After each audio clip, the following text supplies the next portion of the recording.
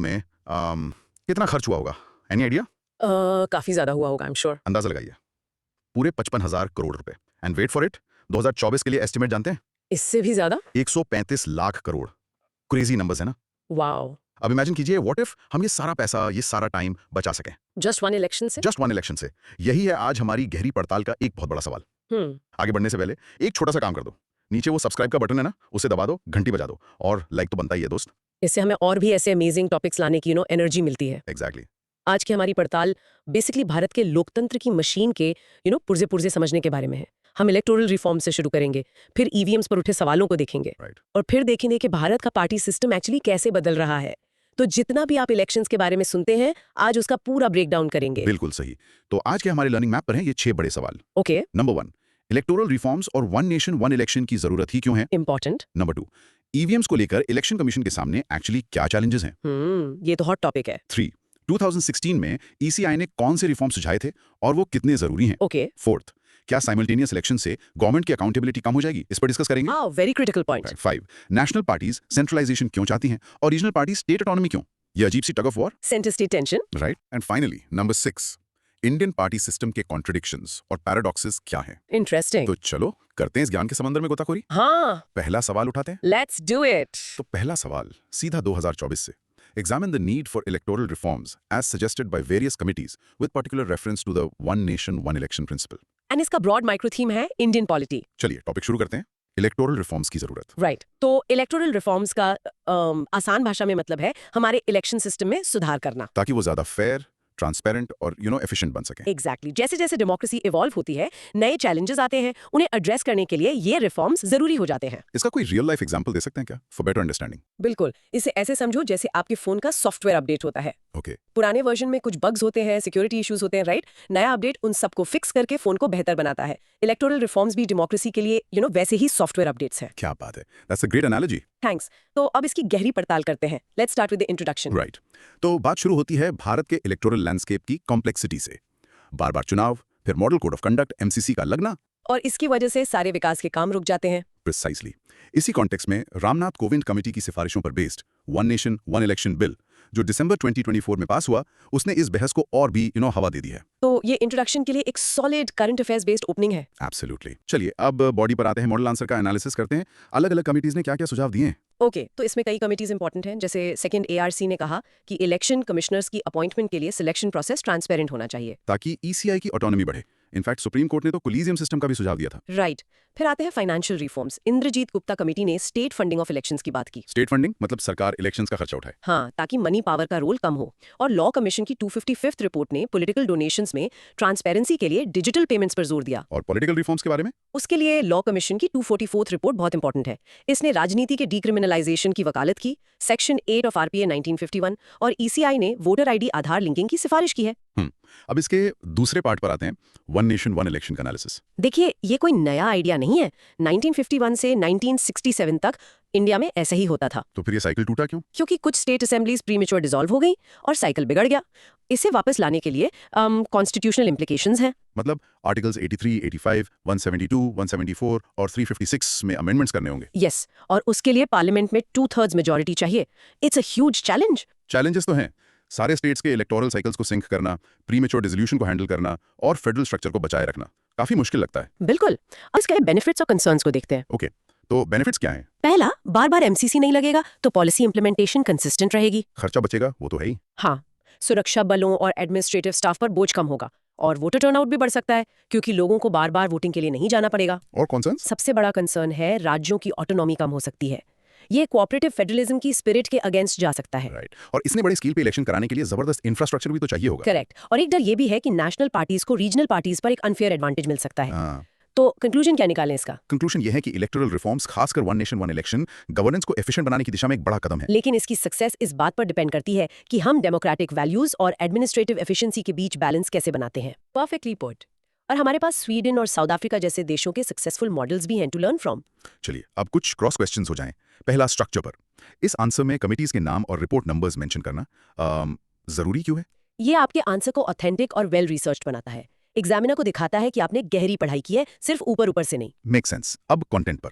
Cooperative federalism का actual मतलब क्या है और वन नेशन वन इलेक्शन इसे कैसे प्रभावित कर सकता है? कि राज्यों के लोकल मुद्दे दब जाएं। इससे स्टेट्स की आवाज कमजोर पड़ सकती है। Got it. वापस स्ट्रक्चर पर। बेनिफिट्स और कंसर्न्स को टेबल फॉर्मेट में लिखने से क्या फायदा होता है? इससे रीडेबिलिटी बढ़ जाती है। एग्जामिनर एक नजर में दोनों साइड्स के पॉइंट्स को कंपेयर कर सकता है, जिससे आपका आर्गुमेंट बैलेंस्ड लगता है। Good tip. अब कंटेंट। आर्टिकल 356 का जिक्र क्यों इंपॉर्टेंट है इस डिस्कशन में? क्योंकि आर्टिकल 356 यानी प्रेसिडेंट्स रूल का यूज स्टेट्स की सरकारों को भंग करने के लिए किया जाता है। ये इलेक्शन साइकिल को डिसरप्ट कर सकता है। इसमें अमेंडमेंट जरूरी होगा। राइट। एक और स्ट्रक्चर क्वेश्चन। इंट्रोडक्शन में रामनाथ कोविंद कमेटी का जिक्र करने से आंसर की शुरुआत कैसे स्ट्रांग होती है? ये दिखाता है कि आप करंट अफेयर्स से अवेयर हैं। आप इस इशू के रीसेंट डेवलपमेंट्स को समझते हैं, जो एक टॉपिकल और रेलेवेंट एंट्री पॉइंट है। Excellent. Last one on content. क्या 1967 तक साइमल्टेनियस इलेक्शंस आखिरकार सक्सेसफुल थे? हाँ, लॉजिस्टिकल रूप से वो सक्सेसफुल थे। साइकिल टूटने का कारण पॉलिटिकल इंस्टेबिलिटी थी, ना कि सिस्टम की कोई बड़ी खामी। बहुत बढ़िया। अब let's have a practice Q. Pause and practice saying electoral reforms are crucial for strengthening democracy and one nation one election is a significant but complex proposal. चलो बोलकर देखो। Practice makes perfect. तो इसका मिनी रिकैप क्या होगा? In short, चुनावी सुधार जरूरी है और one nation one election efficiency तो ला सकता है, पर फेडरलिज्म और अकाउंटेबिलिटी पर इसके असर को ध्यान से देखना होगा। ऑसम। चलिए अब आते हैं उस मशीन पर जो हर चुनाव का हीरो या विलन होती है, ईवीएम। सवाल 2018 का है। In the light of recent controversy regarding the use of electronic voting machines, EVM, what are the challenges before the Election Commission of India to ensure the trustworthiness of elections?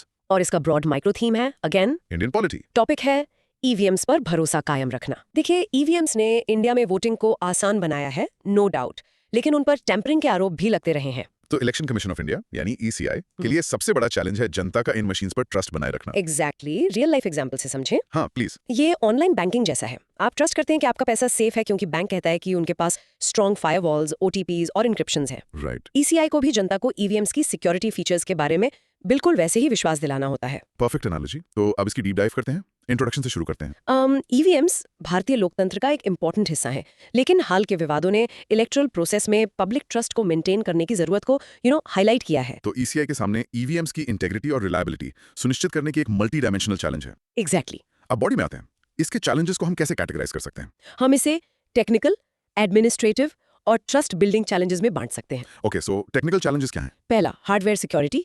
M3 EVMs को temper proof बनाना और certain जैसी agency से regular third party audits करवाना। और supreme court के orders? Yes, supreme court के आदेश अनुसार कुछ परसेंटेज ईवीएम्स के माइक्रो कंट्रोलर चिप्स का वेरिफिकेशन करना। राइट। और डेटा प्रिजर्वेशन का भी निर्देश है ना? हाँ, कि वेरिफिकेशन प्रोसेस के दौरान डेटा इरेज न किया जाए। ठीक है। अब एडमिनिस्ट्रेटिव चैलेंजेस। इसमें आता है स्टोरेज एंड ट्रांसपोर्टेशन। ईवीएम्स को सेफ रखना, specially in difficult geographical areas. Polling personal की ट्रेनिंग भी जरूरी होगी। बिल्कुल, उन्हें नई टेक्नोलॉजी और सिक्योरिटी प्रोटोकॉल्स के लिए रेगुलर ट्रेनिंग देना। और पावर मैनेजमेंट भी एक इशू है, जिसके लिए चुनाव से 8-10 दिन पहले नई पावर पैक्स लगाकर सील की जाती हैं। और सबसे इंपॉर्टेंट, ट्रस्ट बिल्डिंग मेजर्स। यहाँ सबसे पहले आता है वीवीपीएटी इम्प्लीमेंटेशन। ट्रांसपेरेंसी बढ़ाने के लिए ज्यादा वीवीपीएटी वेरिफिकेशन की मांग को एड्रेस करना। और पॉलिटिकल पार्टी से बात करना। जरूर, स्टेक होल्डर एंगेजमेंट, पार्टीज और इलेक्शन ऑब्जर्वर्स के साथ रेगुलर कंसल्टेशन करना। और आम जनता? उनके लिए पब्लिक अवेयरनेस कैंपेन्स, वोटर्स को ईवीएम की फंक्शनैलिटी और सिक्योरिटी फीचर्स के बारे में एजुकेट करने के लिए। एक और डायमेंशन है legal and institutional framework. Correct. इसमें सुप्रीम कोर्ट के गाइडलाइंस का पालन करना, इंडिपेंडेंट थर्ड पार्टी ऑडिट्स को फैसिलिटेट करना और मैन्युफैक्चरिंग से डिप्लॉयमेंट तक ईवीएम के पूरे लाइफ साइकिल का रिकॉर्ड रखना शामिल है। बिल्कुल, उन्हें नई टेक्नोलॉजी और सिक्योरिटी प्रोटोकॉल्स के लिए रेगुलर ट्रेनिंग देना।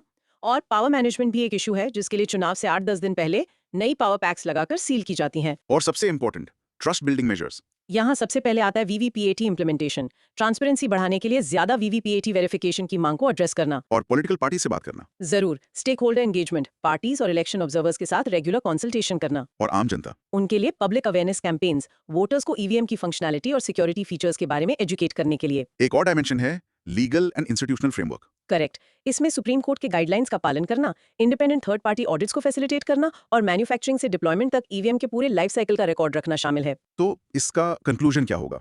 कंक्लूजन ये है कि ईसीआई को टेक्नोलॉजिकल एडवांसमेंट को ट्रांसपेरेंसी और सिक्योरिटी के साथ बैलेंस करना होगा। तो M3 ईवीएम्स, वीवीपीएटी वेरिफिकेशन और सुप्रीम कोर्ट के निर्देशों का सख्ती से पालन करना, ये सब इस दिशा में उठाए गए कदम हैं। यस, ये सब टेक्नोलॉजिकल इनोवेशन के थ्रू इंडिया के डेमोक्रेटिक प्रोसेसेस को मजबूत करने की कमिटमेंट को दर्शाते हैं। Great. Let's move to cross questions. Structure पर पहला सवाल, आंसर को टेक्निकल, एडमिनिस्ट्रेटिव और ट्रस्ट बिल्डिंग हेडिंग्स में क्यों बांटा गया है? ये आंसर को एक क्लियर स्ट्रक्चर देता है।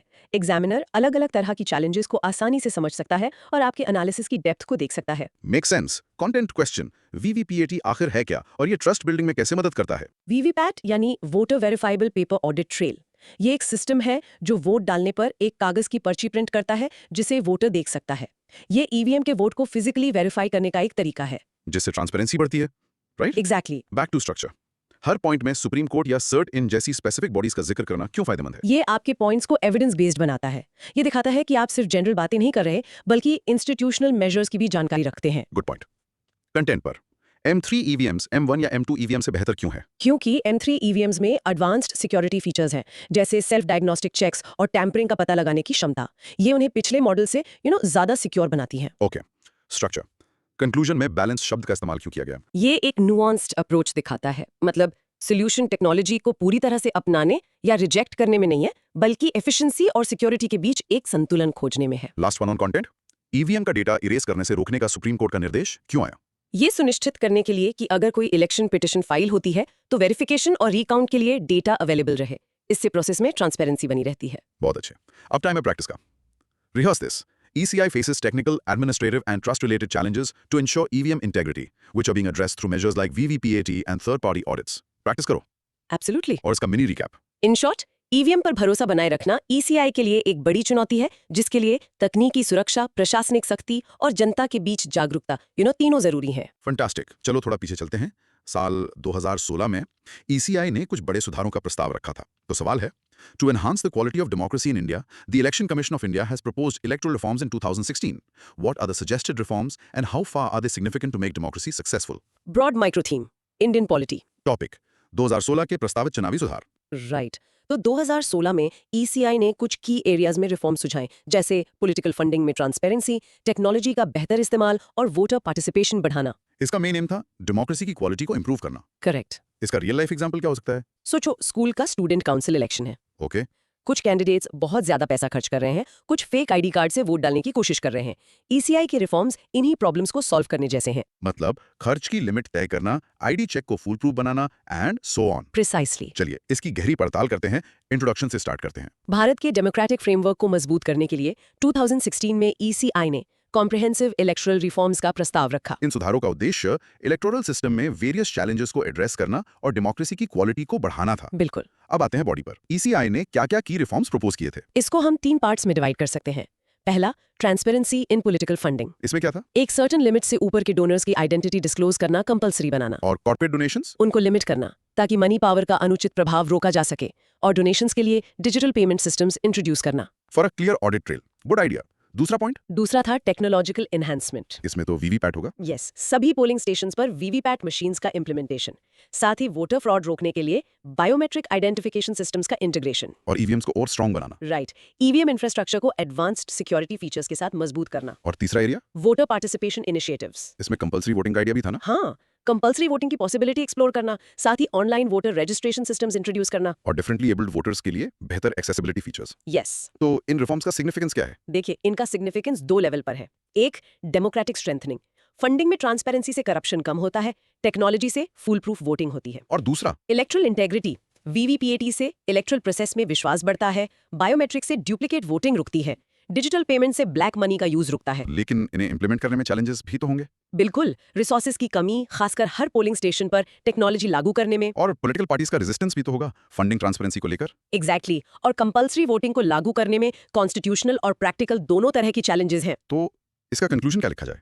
कंक्लूजन में हम कह सकते हैं कि ये रिफॉर्म्स भारत के डेमोक्रेटिक ढांचे को मजबूत करने की दिशा में एक इम्पोर्टेंट कदम है। और ये कॉन्स्टिट्यूशनल प्रिंसिपल्स के अनुरूप हैं। यस, जैसे आर्टिकल 324 ECI की पावर्स और आर्टिकल 326 यूनिवर्सल अडल्ट फ्रेंचाइज। इनकी सक्सेस इफेक्टिव इंप्लीमेंटेशन और सभी स्टेक होल्डर्स के कॉपरेशन पर डिपेंड करती है। करना क्यों जरूरी है? ये आपके आंसर को संविधान के लीगल फ्रेमवर्क से जोड़ता है, जिससे ये ज्यादा कॉम्प्रिहेंसिव और अथॉरिटेटिव लगता है। Good point. कंटेंट।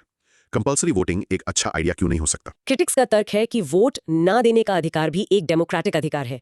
किसी को वोट देने के लिए मजबूर करना फ्रीडम ऑफ चॉइस के अगेंस्ट हो सकता है। Interesting perspective. Back to structure. Significance और चैलेंजेस को अलग अलग सेक्शंस में क्यों दिखाया गया है? ये एक बैलेंस्ड एनालिसिस प्रेजेंट करता है। ये ना सिर्फ रिफॉर्म्स के बेनिफिट्स बताता है, बल्कि उनकी प्रैक्टिकल डिफिकल्टीज को भी एक्नॉलेज करता है। ये एक मैच्योर आंसर की निशानी है। राइट। कंटेंट।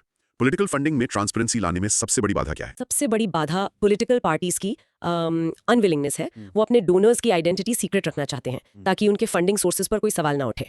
स्ट्रक्चर आंसर में स्टेक होल्डर्स शब्द का उपयोग क्यों किया गया है? ये दर्शाता है कि इलेक्टोरल रिफॉर्म सिर्फ ईसीआई की जिम्मेदारी नहीं है, इसमें पॉलिटिकल पार्टीज, सिटीजन्स और गवर्नमेंट सभी शामिल हैं और सबकी भागीदारी जरूरी है। Perfect. Last one on content, biometric identification का मतलब क्या है? इसका मतलब है वोटर की पहचान के लिए यूनिक बायोलॉजिकल ट्रेट्स जैसे फिंगरप्रिंट या आइरिस स्कैन का यूज करना ताकि कोई व्यक्ति एक से ज्यादा बार वोट न डाल सके। बहुत अच्छे। Now practice time. Pause and practice saying the 2016 ECI reforms focused on funding transparency, technology integration, and voter participation to enhance electoral integrity. अब तुम बोलो। Let's do it. और इस सेक्शन का मिनी रिकैप। इन शॉर्ट, 2016 के CI सुधारों का लक्ष्य पैसे के खेल को रोकना, टेक्नोलॉजी से चुनावों को फेयर बनाना और ज्यादा से ज्यादा लोगों को वोट देने के लिए इनकरेज करना था, लेकिन इन्हें लागू करना आसान नहीं है। ग्रेट। हम फिर से वन नेशन वन इलेक्शन पर वापस आ गए हैं, लेकिन इस बार एक अलग एंगल से। सवाल 2017 का है। Simultaneous election to the Lok Sabha and the state assemblies will limit the amount of time and money spent in electioneering, but it will reduce the government's accountability to the people. Discuss. Broad micro theme, Indian polity. तो topic है एक चुनाव versus सरकार की जवाबदेही। इस सवाल का कोर आइडिया है एफिशिएंसी और अकाउंटेबिलिटी के बीच का ट्रेड ऑफ। क्या पैसे और समय बचाने के चक्कर में हम सरकार से सवाल पूछने का मौका खो देंगे? एग्जैक्टली क्योंकि बार बार इलेक्शन सरकार को हमेशा ऑन देयर टोज रखते हैं। इसका रियल लाइफ एग्जांपल क्या होगा? ये ऐसा है जैसे स्कूल में सिर्फ फाइनल एग्जाम हो और बीच में कोई यूनिट टेस्ट या हाफ ईयरली एग्जाम्स ना हो। अच्छा, तो स्टूडेंट्स यानी सरकार शायद आखिर तक पढ़ाई टालते रहेंगे। बिल्कुल, बार बार होने वाले टेस्ट यानी चुनाव उन्हें लगातार अकाउंटेबल रखते हैं। ठीक है, अब डीप डाइव करते हैं। इंट्रोडक्शन से शुरू करते हैं। वन नेशन वन इलेक्शन पर बहस फिर से तेज हो गई है, खासकर रामनाथ कोविंद की अध्यक्षता में हाई लेवल कमेटी के गठन के बाद। और 2019 के चुनावों में 55,000 करोड़ का भारी खर्चा इस बहस के फाइनेंशियल एंगल को हाईलाइट करता है। एग्जैक्टली। अब बॉडी में आते हैं, जी हाँ। इसके arguments for and against discuss करते हैं। जी हाँ। पहले पक्ष में तर्क। First, cost reduction. Electoral logistics, सुरक्षा और एडमिनिस्ट्रेटिव रिसोर्सेज पर खर्च काफी कम हो जाएगा। दूसरा, policy continuity. Bar bar model code of conduct से विकास कार्यक्रमों में जो रुकावट आती है वो कम होगी। तीसरा, गवर्नेंस एफिशिएंसी। सरकार परपेचुअल इलेक्शन साइकिल्स के बजाय एडमिनिस्ट्रेशन पर फोकस कर पाएगी। और वोटर कन्वीनियंस भी है, एक बार में वोट करने से वोटर पार्टिसिपेशन बढ़ सकता है। बिल्कुल, और इलेक्शन फटीग कम हो सकती है। ठीक है, अब इसके अगेंस्ट पॉइंट्स यानी अकाउंटेबिलिटी के लिए चैलेंजेस। सबसे पहला, फेडरल स्ट्रक्चर पर इम्पैक्ट। ये अलग अलग इलेक्टरल मैंडेट्स के फेडरल सिद्धांत को कमजोर कर सकता है। मतलब स्टेट की इश्यूज नेशनल इश्यूज के नीचे दब सकते हैं। हाँ। दूसरा, रिड्यूस्ड इलेक्टोरल अकाउंटेबिलिटी। वोटर्स के पास सरकारों से अपनी नाराजगी जताने के कम अवसर होंगे। और इंडिया का अकाउंटेबिलिटी इंडेक्स जो 2022 में 0.471 से गिरकर 2023 में 0.429 हो गया, ये चिंता का विषय है। सही पकड़ा। और तीसरा, पावर इम्बैलेंस। ये नेशनल पार्टीज को रीजनल पार्टीज पर एक अनुचित बढ़त दे सकता है। तो इसका कंक्लूजन या वे फॉरवर्ड क्या होना चाहिए? साइमल्टेनियस इलेक्शंस को लागू करने के लिए एडमिनिस्ट्रेटिव एफिशिएंसी और डेमोक्रेटिक प्रिंसिपल्स के बीच एक बहुत ही सावधानीपूर्वक बैलेंस की जरूरत है। कॉस्ट सेविंग जरूरी है, लेकिन लोकतंत्र का आधार है अकाउंटेबिलिटी। इसीलिए फेज्ड इम्प्लीमेंटेशन और कॉन्स्टिट्यूशनल सेफगार्ड्स जैसे रास्ते अपनाए जा सकते हैं। It doesn't have to be all or nothing. Perfect. Let's start the cross questions. Structure. Answer की शुरुआत 2019 के चुनावी खर्च के डेटा से करने का क्या फायदा है? ये तुरंत एक मजबूत क्वांटिफाइबल तर्क पेश करता है कि ये बहस क्यों रेलेवेंट है। ये एग्जामिनर का ध्यान खींचता है। Good idea. Content. Election fatigue का क्या मतलब है? इसका मतलब है कि बार बार चुनाव होने के कारण वोटर्स इलेक्टोरल प्रोसेस में इंटरेस्ट खो सकते हैं, जिससे वोटर टर्नआउट कम हो सकता है। ओके। और ये अकाउंटेबिलिटी इंडेक्स क्या दर्शाता है? ये मापता है कि नागरिक अपनी सरकार को कितना जवाबदेह मानते हैं। इंडेक्स का गिरना ये दर्शाता है कि लोगों का मानना है कि सरकार कम जवाबदेह हो रही है। अंडरस्टूड। स्ट्रक्चर। वे फॉरवर्ड में फेज्ड इम्प्लीमेंटेशन जैसा प्रैक्टिकल सोल्यूशन देना क्यों अच्छा है? ये दिखाता है कि आप सिर्फ समस्या की पहचान नहीं कर रहे, बल्कि एक प्रैक्टिकल बैलेंस समाधान भी सुझा रहे हैं। ये एक अच्छे एनालिस्ट की निशानी है। अब सवाल के स्ट्रक्चर पर। डिस्कस शब्द का क्या मतलब है? इसका मतलब है कि आपको मुद्दे के दोनों पक्षों फॉर एंड अगेंस्ट को समान महत्व देते हुए एक बैलेंस्ड आर्गुमेंट पेश करना है और फिर अपना एक लॉजिकल कंक्लूजन देना है। राइट। Last content question. राष्ट्रीय मुद्दे राज्य के मुद्दों पर कैसे हावी हो सकते हैं? जब लोकसभा और विधानसभा चुनाव एक साथ होते हैं तो पीएम कैंडिडेट और नेशनल सिक्योरिटी जैसे मुद्दे लोकल मुद्दे जैसे सड़क, पानी, बिजली पर भारी पड़ सकते हैं। वोटर्स नेशनल वेव में बहकर वोट कर सकते हैं। Got it. अब time for the practice Q. Now pause and practice saying simultaneous elections offer efficiency but pose a risk to accountability and federalism, requiring a balanced implementation. Repeat करो। जरूर। और इसका मिनी रिकैप। इन शॉर्ट, एक साथ चुनाव पैसे बचा सकते हैं, लेकिन इस बात का खतरा है कि इससे सरकार कम जवाबदेह हो जाएगी और राज्यों की आवाज दब जाएगी। एक्सेलेंट। अब पार्टीज की राजनीति पर आते हैं। एक तरफ नेशनल पार्टीज, दूसरी तरफ रीजनल पार्टीज। 2022 का ये सवाल इसी टेंशन के बारे में है। While the national parties in India favor centralization, the regional parties are in favor of state autonomy. Comment. Broad micro theme, Indian polity. Topic: केंद्र वर्सेस राज्य की शक्तियां। सेंट्रलाइजेशन का मतलब है ज्यादा शक्तियों का सेंटर के पास होना, और स्टेट ऑटोनॉमी का मतलब है स्टेट्स को अपने मामलों में ज्यादा आजादी होना। और नेशनल पार्टीज हमेशा एक मजबूत केंद्र चाहती हैं। जबकि रीजनल पार्टी ज्यादा ऑटोनॉमी की मांग करती हैं। इसकी कोई एनालॉजी है? हाँ, एक बड़े जॉइंट फैमिली की तरह सोचो। परिवार का मुखिया यानी सेंटर चाहता है कि सभी बड़े फैसले वही ले ताकि घर में एकता बनी रहे, और परिवार के छोटे छोटे हिस्से यानी स्टेट्स चाहते हैं कि उन्हें अपने कमरे यानी राज्य के मामलों में खुद फैसले लेने की आजादी हो। एग्जैक्टली। चलिए इसकी गहरी पड़ताल करते हैं। इंट्रोडक्शन से शुरू करते हैं। सेंट्रलाइजेशन वर्सेस स्टेट ऑटोनॉमी, ये इंडियन पॉलिटिक्स में एक कंटिन्यूअसली चलने वाली बहस है। ये कोऑपरेटिव फेडरलिज्म और कॉम्पिटिटिव फेडरलिज्म के बीच की टेंशन को दर्शाती है। बिल्कुल। अब बॉडी पर आते हैं। इसका हिस्टोरिकल कॉन्टेक्स्ट क्या है? इसकी जड़ें गवर्नमेंट ऑफ इंडिया एक्ट 1935 में है। आजादी के बाद कांग्रेस जैसी नेशनल पार्टीज ने राष्ट्रीय एकता और समान विकास के लिए एक मजबूत सेंटर का समर्थन किया। और अब नेशनल पार्टीज का स्टैंड ऑन सेंट्रलाइजेशन कैसा है? Let's take BJP for example. BJP का अप्रोच देखें तो वन नेशन वन इलेक्शन की वकालत, पीएम किसान और आयुष्मान भारत जैसी सेंट्रलाइज्ड स्कीम्स और जीएसटी और नीट जैसी यूनिफॉर्म पॉलिसीज को बढ़ावा देना। और कांग्रेस का हिस्टोरिकल पोजीशन? उन्होंने 5 ईयर प्लान्स के थ्रू सेंट्रलाइज्ड प्लानिंग की, आर्टिकल 356 का बार बार इस्तेमाल किया और नीति आयोग जैसी संस्थाओं की स्थापना भी। तो दोनों नेशनल पार्टीज सेंट्रलाइजेशन की तरफ झुकती है? Generally yes. अब रीजनल पार्टीज का पुश फॉर ऑटोनॉमी देखते हैं। रीसेंट सुप्रीम कोर्ट जजमेंट्स 2024-25 के ने स्टेट्स की शक्तियों को मजबूत किया है। जैसे सीबीआई के हस्तक्षेप के खिलाफ वेस्ट बंगाल के मामले में, या तमिलनाडु के गवर्नर द्वारा बिल रोकने के खिलाफ फैसले में। और रीजनल पार्टीज की मांगे क्या होती हैं? ज्यादा फिस्कल ऑटोनॉमी मतलब फाइनेंशियल ऑटोनॉमी, भाषाई और सांस्कृतिक पहचान की सुरक्षा, लॉ एंड ऑर्डर पर कंट्रोल और मजबूत state planning boards. Current challenges क्या हैं इस टेंशन में? जीएसटी काउंसिल की बहस, केंद्रीय योजनाओं के इम्प्लीमेंटेशन पर विवाद, गवर्नर की भूमिका पर विवाद, ये सभी सेंटर स्टेट टेंशन को दर्शाते हैं। तो इसका कंक्लूजन क्या होगा? कंक्लूजन ये है कि सेंटर और स्टेट की शक्तियों के बीच का संतुलन जुडिशियल इंटरप्रिटेशन और पॉलिटिकल डायलॉग के माध्यम से लगातार इवॉल्व हो रहा है। आगे का रास्ता इंटर स्टेट काउंसिल जैसे मैकेनिज्म्स को मजबूत करने और वास्तविक कोऑपरेटिव फेडरलिज्म को बढ़ावा देने में है। एग्जैक्टली। चलिए अब क्रॉस क्वेश्चंस। स्ट्रक्चर आंसर में हिस्टोरिकल कॉन्टेक्स्ट देना क्यों इंपॉर्टेंट है? ये एग्जामिनर को दिखाता है कि आप समझते हैं कि ये मुद्दा आज का नहीं है बल्कि इसकी ऐतिहासिक जड़ें हैं। ये आपके एनालिसिस को डेप्थ देता है। राइट। कंटेंट। जीएसटी काउंसिल में सेंटर स्टेट का तनाव क्यों है? क्योंकि जीएसटी काउंसिल में सेंटर का वोटिंग वेटेज ज्यादा है और स्टेट्स को अक्सर लगता है कि उनके फाइनेंशियल इंटरेस्ट को अनदेखा किया जा रहा है और उन्हें उनके हिस्से का कॉम्पेंसेशन टाइम पर नहीं मिल रहा। Make sense. स्ट्रक्चर। बीजेपी और कांग्रेस दोनों के एग्जांपल्स देने का क्या फायदा है? ये आपके आर्गुमेंट को बैलेंस्ड बनाता है। ये दिखाता है कि सेंट्रलाइजेशन की प्रवृत्ति किसी एक पार्टी तक सीमित नहीं है बल्कि ये नेशनल पार्टीज का एक कॉमन कैरेक्टर है। कंटेंट। कोऑपरेटिव फेडरलिज्म और कॉम्पिटिटिव फेडरलिज्म में क्या अंतर है? कोऑपरेटिव फेडरलिज्म में सेंटर और स्टेट मिलकर काम करते हैं। कम्पिटिटिव फेडरलिज्म में स्टेट्स विकास के लिए एक दूसरे के साथ compete करते हैं और सेंटर एक फैसिलिटेटर की भूमिका निभाता है। ओके। स्ट्रक्चर। हाल के सुप्रीम कोर्ट के फैसलों का जिक्र करने से आंसर कैसे बेहतर होता है? ये आपके आंसर को अपडेटेड और डायनामिक बनाता है। ये दिखाता है कि आप इस मुद्दे पर लेटेस्ट लीगल डेवलपमेंट्स को भी फॉलो कर रहे हैं। Great tip. Last one on content. क्या रीजनल पार्टीज हमेशा स्टेट ऑटोनॉमी के पक्ष में होती हैं? ज्यादातर हाँ, लेकिन जब वही रीजनल पार्टी सेंटर में रूलिंग कोएलिशन में आ सकती है। Very insightful. Let's do the practice cue. Practice. National parties often pursue centralization for unity, while regional parties champion state autonomy to protect local interests and identity. इसे दोहराओ। जरूर। और mini recap. In short, national parties देश को एक साथ रखने के लिए ज्यादा पावर चाहती हैं, जबकि रीजनल पार्टीज अपनी पहचान और हक के लिए ज्यादा आजादी चाहती हैं। और यही इंडियन पॉलिटिक्स का एक बड़ा कॉन्फ्लिक्ट जोन है। फैंटास्टिक। अब आते हैं हमारे आखिरी सवाल पर, जो इंडियन पॉलिटिक्स के थोड़े कंफ्यूजिंग नेचर पर है। 2016 का सवाल। The Indian party system is passing through a phase of transition, which looks to be full of contradictions and paradoxes. Discuss. Broad micro theme, Indian politics, Topic. भारतीय party system के विरोधाभास। इसका मतलब है कि इंडिया का पार्टी सिस्टम एक ऐसे दौर से गुजर रहा है जहां एक साथ उल्टी पुल्टी चीजें हो रही हैं। जैसे पार्टियां कहती कुछ है, करती कुछ और है। एक तरफ लगता है लोकतंत्र मजबूत हो रहा है, दूसरी तरफ कुछ चिंताजनक ट्रेंड्स भी दिखते हैं। इसका कोई रियल लाइफ एग्जाम्पल है? दिखना चाहता है और चाइल्डिश हरकतें भी करता है। इंटरेस्टिंग। इंडियन पार्टी सिस्टम भी अभी ऐसी ही ट्रांजिशनल फेज में है जहां पुराने और नए पैटर्न्स एक साथ मौजूद हैं जो कॉन्ट्रडिक्शंस पैदा करते हैं। ठीक है, अब इसकी गहरी पड़ताल करते हैं। इंट्रोडक्शन। भारत का पार्टी सिस्टम महत्वपूर्ण परिवर्तनों से गुजर रहा है जो विभिन्न विरोधाभासों यानी कॉन्ट्रडिक्शंस और विडंबनाओं यानी पैराडॉक्सेस से चिन्हित है। ये ट्रांजिशन काल डेमोक्रेटिक सुदृढ़ीकरण के लिए चैलेंजेस और अपॉर्चुनिटीज दोनों प्रस्तुत करता है। बिल्कुल। चलिए अब बॉडी का एनालिसिस करते हैं। पार्टी सिस्टम में कॉन्ट्रडिक्शंस क्या हैं? सबसे पहला है आइडियोलॉजिकल फ्लूइडिटी। पार्टियां चुनावी सुविधा के आधार पर अपनी विचारधारा बदल लेती हैं। जैसे विपक्ष में प्राइवेटाइजेशन का विरोध करना और सत्ता में आने पर उसे बढ़ावा देना। प्रिसाइसली। दूसरा है कोलिशन डायनामिक्स। बीजेपी के अंडर एक डोमिनेंट पार्टी सिस्टम के उभरने के बावजूद रीजनल पार्टीज इंपॉर्टेंट प्रभाव बनाए हुए हैं। ये एक पैराडॉक्सिकल पावर शेयरिंग अरेंजमेंट बनाता है। यस। और तीसरा ऑर्गेनाइजेशनल स्ट्रक्चर।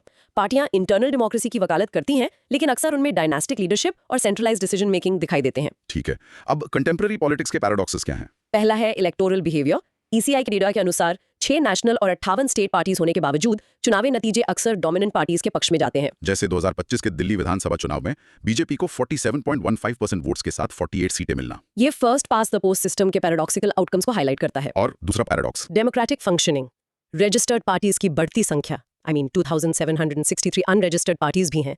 ये डेमोक्रेटिक वाइब्रेंसी का संकेत देती है। लेकिन इसके साथ ही पॉलिटिकल डिबेट और विचार विमर्श की क्वालिटी में गिरावट भी दिखती है। एग्जैक्टली और इस ट्रांजिशन के चैलेंजेस भी हैं, जैसे गठबंधन की राजनीति से पॉलिसी पैरालिसिस और इम्प्लीमेंटेशन में देरी होती है। और एंटी डिफेक्शन लॉ के बावजूद पार्टियों का बदलना जारी है। यस, और इलेक्शन कमीशन की भूमिका के बावजूद चुनावों में मनी पावर का बढ़ता प्रभाव भी एक चैलेंज है। तो इसका कंक्लूजन क्या होगा? कंक्लूजन ये है कि भारतीय पार्टी प्रणाली का ये ट्रांजिशन व्यापक सामाजिक परिवर्तनों और लोकतांत्रिक विकास को दर्शाता है। ये विरोधाभास चैलेंजेस पेश करते हैं, लेकिन ये इंडियन डेमोक्रेसी की डायनामिक नेचर का भी प्रतिनिधित्व करते हैं। इस ट्रांजिशन की सफलता डेमोक्रेटिक इंस्टीट्यूशंस को मजबूत करने और पॉलिटिकल पार्टीज एक्ट जैसे वास्तविक सुधारों को बढ़ावा देने पर निर्भर करती है। Very good, let's do the cross questions for the last time. Structure, contradictions और पैराडॉक्सेस को अलग-अलग क्यों समझाया गया है? ये आपके एनालिसिस में नुआंस जोड़ता है। कॉन्ट्रडिक्शन मतलब सीधी-सीधी विपरीत बातें, जबकि पैराडॉक्स एक ऐसी स्थिति है जो सरफेस पर विरोधाभासी लगती है, लेकिन गहरी जांच करने पर सच हो सकती है। कूल।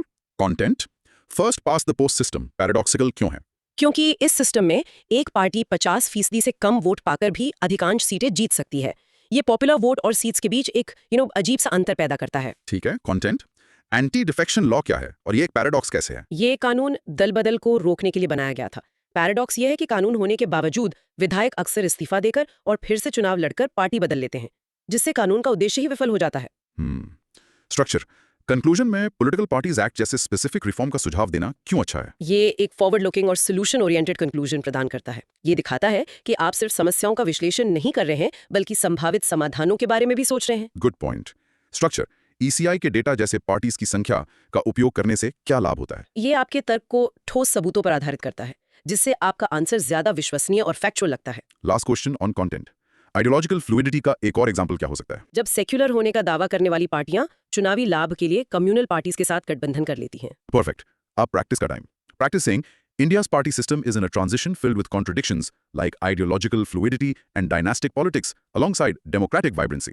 इसे प्रैक्टिस करो। On it. और इसका मिनी रिकैप। इन शॉर्ट, भारतीय पार्टी सिस्टम में अजीब विरोधाभास हैं।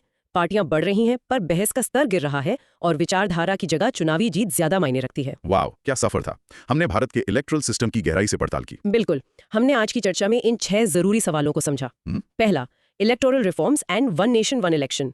हमने देखा कि एफिशिएंसी और फेडरलिज्म के बीच बैलेंस साधना कितना जरूरी है। राइट। दूसरा, ईवीएम ट्रस्ट, ईसीआई के लिए टेक्निकल और एडमिनिस्ट्रेटिव चुनौतियों से निपटकर भरोसा बनाए रखना सबसे ऊपर है। यस। तीसरा, 2016 रिफॉर्म्स। हमने ईसीआई के फंडिंग ट्रांसपेरेंसी और टेक्नोलॉजी पर जोर देने वाले प्रस्तावों के महत्व को समझा। बिल्कुल। चौथा, साइमल्टेनियस इलेक्शंस एंड अकाउंटेबिलिटी।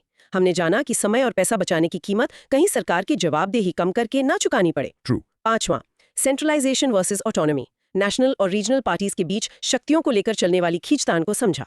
और आखिर में पार्टी सिस्टम पैराडॉक्सेस, भारतीय राजनीति के विरोधाभासों को देखा, जहां लोकतंत्र एक जटिल संक्रमण काल से गुजर रहा है। एकदम सही रिकैप।